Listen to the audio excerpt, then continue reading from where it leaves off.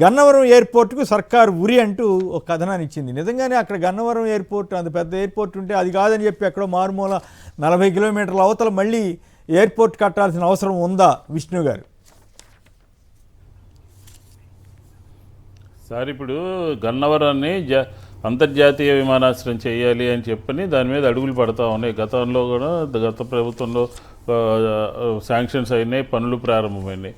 కానీ చంద్రబాబు నాయుడు గారి సర్కారు దాన్ని పూర్తిగా నిలిపేసి ఆ పనులన్నీ చేయకుండా ముందుకు వెళ్ళకుండా దాని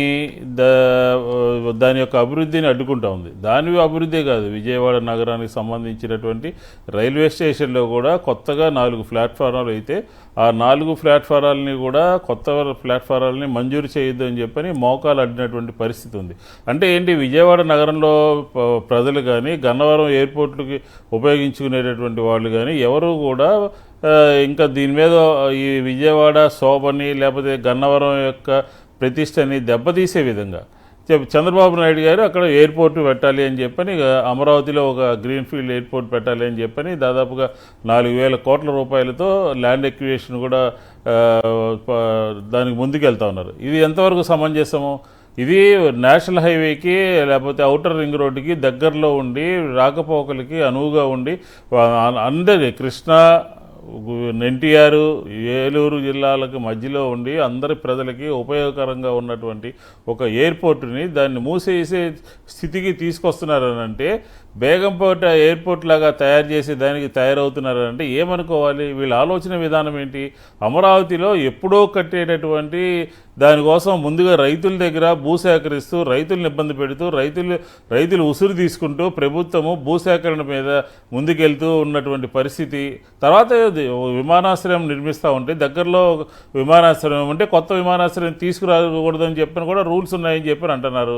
ఇది కాకుండా భారతదేశంలో ఉన్నటువంటి విమానాశ్రయాల యొక్క పరిస్థితి ఏంటి, ఎలా మెయింటైన్ అవుతున్నాయి, సస్టైన్ అవుతున్నాయా లేదా, ఎన్ని వందల ఎకరాల్లో కట్టారు, ఇవన్నీ ఏమీ పరిగణలో తీసుకోకుండా రాత్రికి రాత్రే ఇక్కడ ఒక పెద్ద విమానాశ్రయం కడతాము అని చెప్పని కలలకంటూ దాన్ని దృష్టిలో పెట్టుకుని మిగతా ఎయిర్పోర్ట్ని కిల్ చేయాలని చెప్పని చూడటం అనేది చాలా దుర్మార్గమైనటువంటి చర్య అని చెప్పని చెప్తా ఉన్నాం. ఎందుకని అందరికీ అందుబాటులో ఉంది, ఉపయోగకరంగా ఉంది, ఇంకా అభివృద్ధి చెందుతుంది. ఇలాంటి ఎయిర్పోర్ట్ని దాన్ని మూసేయాలి, దాని యొక్క అభివృద్ధిని అడ్డుకోవాలని చెప్పని ప్రభుత్వమే పనిచేస్తే ఎట్లా అండి? ఆ రకంగా ఎందుకు చేయాల్సిన అవసరం ఉంది? ఒక పక్క అమరావతిలో రైతులు భూమి ఏమైనా ఉందా మీ దగ్గర? ప్రభుత్వ భూమి ఏమైనా ఉందా? లేకపోతే సస్టైన్ అవుతున్నాయా ఎయిర్పోర్ట్స్? అవన్నీ ఏం లేకుండా ఒకటే పెద్దలందరూ, పార్టీలకు సంబంధం లేకుండా పెద్దలందరూ కూడా రకరకాలుగా చెప్తా ఉన్నారు. ఇది సరైనటువంటి చర్య కాదు, అంత అవసరం లేదు అని అంటే ముందేమో 50,000 ఎకరాలు తీసుకుని మళ్ళీ ఇంకో 50,000 ఎకరాలు తీసుకుని మున్సిపాలిటీ అయిపోతుందని చెప్పని అది అయిపోతుందని చెప్పని ప్రజల్ని మభ్యపెట్టి నిన్నగాక మొన్నేమో ఒక 20 సంవత్సరాలు పడుతుంది దీని రూపురేఖలు రావాలంటే అని చెప్పి మాట్లాడారు. అంటే 20 సంవత్సరాలు అంటే అది 40-50 సంవత్సరాలు కానీ ఒక దరికి చేరేటటువంటి పరిస్థితి లేదు. ఇలాంటి సందర్భంలో నిత్యము ఈ కృష్ణా, గుంటూరు, ఏలూరు జిల్లాల్లో అమెరికాలో ఉండేటటువంటి కుటుంబాలకి ఇబ్బంది కలిగించే రీతిలో సౌకర్యాలని మెరుగుపరచకుండా ఈ ప్రభుత్వం అడ్డుకుంటా ఉంది. కాబట్టి ఇది సరైనటువంటిది కాదు. ఈ గన్నవరం ఎయిర్పోర్ట్ జోలికి కనుక చంద్రబాబు నాయుడు గారి సర్కార్ వస్తే వైఎస్ఆర్ కాంగ్రెస్ పార్టీ పూర్తి స్థాయిలో ఉద్యమం చేస్తామని చెప్పని కూడా ఈ సందర్భంగా తెలియజేస్తా ఉన్నాను. రైట్. సూరిబాబు గారు కొత్తపేట నుంచి. సూరిబాబు గారు నమస్కారం, మాట్లాడండి సంక్షిప్త.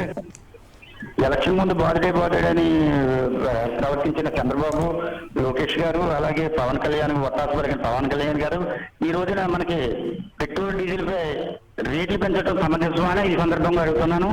ప్రజలకు ఇచ్చిన మాటను తప్పిన ప్రభుత్వం కొనసాగడం ధర్మం కాదని వెంటనే ప్రజలకి ఇచ్చిన మాటలని నిజం చేసి పరిపాలించే హక్కు ఉంది. కానీ ఇచ్చిన మాట తప్పిన వాళ్ళను ప్రజా క్షేత్రంలోకి వచ్చి మళ్ళీ లెక్కవలసిందిగా కోరుతున్నా.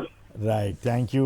రైట్, తిలక్ గారు, గన్నవరం ఎయిర్పోర్ట్కి ఉరివేస్తున్నారని వార్త వచ్చింది కదా, మీరు ఏకీభిస్తారా? అలా వేయటం సమంజసనీయమేనా? ఒక్క విషయం చెప్పాలండి, గన్నవరం ప్రాంతానికి చంద్రబాబు నాయుడు గారు చేస్తున్నటువంటి ద్రోహం ఎంత అంతగా నేను సూటిగా ఇప్పుడు చెప్తున్నాను. ఎన్టీ రామారావు హయాంలో ఎలక్ట్రానిక్ కాంప్లెక్స్ నిర్మించాలని చెప్పి యూబీ బర్లు గారు చైర్మన్ గా ఉండగా శంకుస్థాపన చేశారు. దాన్ని అసలు మర్చిపోయారు. గన్నవరం రాష్ట్ర విభజన జరిగిన తర్వాత గన్నవరం ఎయిర్పోర్ట్ ఎదురుగా 300 స్థలం ఉంది. పాటిదిబ్బలు అంటారు. చాలా స్థలం ఉంది. ఇక్కడ ఎయిర్పోర్టు, పక్కన నేషనల్ హైవే, అక్కడ కొంత దూరం వెళ్తే రైల్వే ట్రాక్. ఇన్ని సౌకర్యాలు ఉన్నప్పుడు అక్కడ రాజధాని పెట్టొచ్చు. సరే, ఇప్పుడు జరిగేది కాదు అది. ఆ ద్రోహం చేశారు. ఎలక్ట్రానిక్ కాంప్లెక్స్ పెట్టలేదు. అసలు గన్నవరం ప్రాంతం ఏం ద్రోహం చేసిందని చెప్పి ఈయనకి అంత అంత వ్యతిరేకంగా ఉన్నారు. ఎయిర్పోర్టు భూములు విస్తరణకు భూములు ఇచ్చారని చెప్పి అమరావతిలో భూములు ఇచ్చారే, వాళ్ళకి ప్లాట్లు ఇచ్చారే. పేదలకు మాత్రం ఇళ్ల స్థలాలు ఇవ్వకూడదు. ఎయిర్పోర్టు భూములు ఇచ్చారని చెప్పి అమరావతిలో ప్లాట్లు ఇవ్వచ్చు. అది కూడా ఎక్కడ? ప్రైమ్ లొకాలిటీలో. అందువల్ల ఆయనకి ఇష్టమైన చోట మాత్రమే పెడతారు తప్ప గన్నవరం ప్రాంతానికి చేస్తున్న ద్రోహం దురదృష్టం ఏంటంటే గన్నవరం ప్రాంతంలో ఉన్నటువంటి తెలుగుదేశం నాయకులు పట్టించుకోరు. అక్కడ ఎంత ద్రోహం జరిగినా ఏం మాట్లాడరు. అంటే యాక్చువల్గా అది గన్నవరం వర్గానికే కాదు కదా, చుట్టుపక్కల జిల్లాల వాళ్ళందరికీ కూడా ఇబ్బందే కదా, కొన్ని లక్షల మందికి ఇబ్బంది అది అంతా. అక్కడి నుంచి ఎయిర్పోర్ట్ వెళ్ళిపోతే ఎయిర్పోర్టే కాదండి, అది సెంటర్ పాయింట్ అండి. నేషనల్ హైవే పక్కన ఉంది. కరెక్ట్ మీరు చెప్పింది. ఇప్పుడు అమరావతిలో ఎయిర్పోర్ట్ పెడితే లోపలికి వెళ్ళాలి. ఇప్పుడు నేను ఇంకో మాట కూడా చెప్తా, ఇది సందర్భం కాకపోయినా. ఇప్పుడు సెక్రటరీకి వెళ్తున్నారు, పొదుపు చేస్తా ఉంటున్నారు కదా. ఎన్ని వేల మంది ఉద్యోగులు రోజు వెహికల్స్ మీద, స్కూటర్ల మీద, కార్ల మీద వెళ్తున్నారు. ఆయిల్ ఎంత ఖర్చు అవుతుంది? అవును. దానికైనా పొదుపు ఉందా? ఏది పడితే అది గన్నవరాన్ని చేస్తున్న ద్రోహం ఇంత అంతా కాదండి. అది తెలుగుదేశం వాళ్ళు పట్టించుకోరు. అది దురదృష్టం. అది కాదు.